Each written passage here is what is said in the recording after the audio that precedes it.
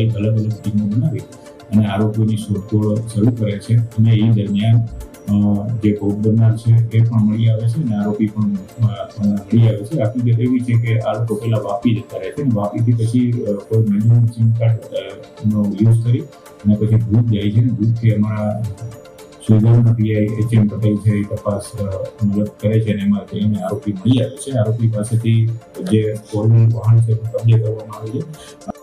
એક અલગ અલગ ટીમો બનાવી અને આરોપીની શોધખોળ શરૂ કરે છે અને એ દરમિયાન જે ભોગ બનનાર છે એ પણ મળી આવે છે અને આરોપી પણ મળી આવે છે. હકીકત એવી છે કે આ લોકો પહેલા વાપી જતા રહે છે અને વાપીથી પછી કોઈ મેન્યુઅલ સિમ કાર્ડ નો યુઝ કરી અને પછી ભૂત જાય છે ને ભૂતથી અમારા સુઈગામના પીઆઈ એચ.એમ. પટેલ છે એ તપાસ મદદ કરે છે અને એમાં એને આરોપી મળી આવે છે. આરોપી પાસેથી જે ફોર-વ્હીલ વાહન છે તે કબજે કરવામાં આવે છે.